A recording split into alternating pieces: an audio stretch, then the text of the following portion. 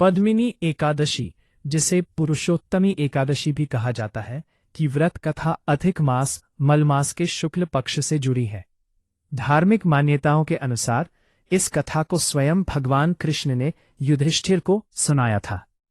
त्रेता युग में हेहाय वंश में कृतवीर्य नाम का एक परम प्रतापी राजा राज करता था।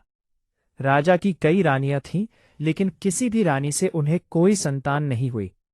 संतान न होने के कारण राजा और उनकी रानियां हमेशा दुखी और चिंतित रहते थे। राजा ने संतान प्राप्ति के लिए कई यज्ञ, दान और तपस्या की, लेकिन सब निष्फल रहे। अंत में राजा कृतवीर्य ने अपना सारा राज्य मंत्रियों को सौंप दिया और अपनी सबसे प्रिय रानी पद्मिनी, जो राजा हरिश्चंद्र की पुत्री थी, के साथ गंधमादन पर्वत पर घोर तपस्या करने चले गए। हजारों वर्ष तक कठिन तपस्या करने के बाद भी जब राजा को संतान की प्राप्ति नहीं हुई, तो रानी पद्मिनी ने सती अनुसुईया जी से इसका उपाय पूछा।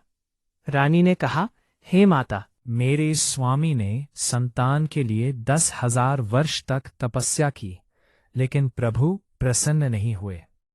आप कृपा करके मुझे कोई ऐसा व्रत या उपाय बताएं जिससे भगवान प्रसन्न हो और हमें एक योग्य पुत्र रत्न की प्राप्ति हो।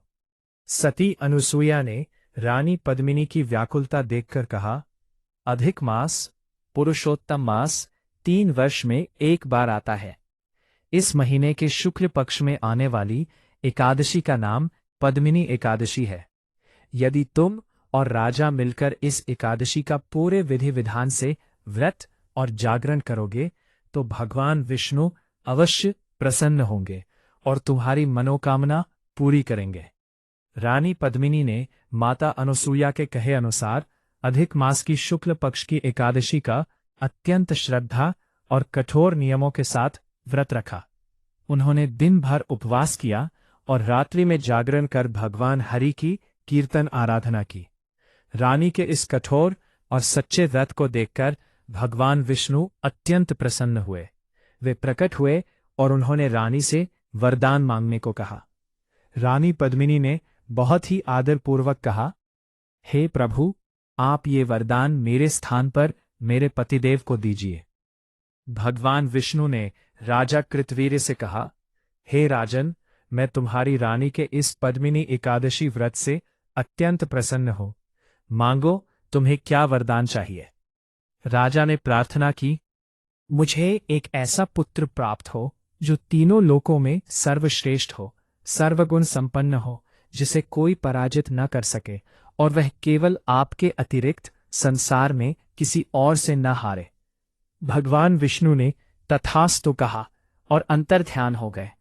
व्रत के प्रभाव से रानी पद्मिनी गर्भवती हुई और उन्होंने एक अत्यंत बलशाली पुत्र को जन्म दिया, जिसका नाम कार्तवीर्य अर्जुन सहस्रार्जुन रखा गया। आगे चलकर यही कार्तवीर्य अर्जुन इतना शक्तिशाली राजा बना कि उसने अपनी हजारों भुजाओं के बल से रावण जैसे महापराक्रमी राक्षस को भी बंदी बना लिया था और उसे अपनी जेल में डाल दिया था।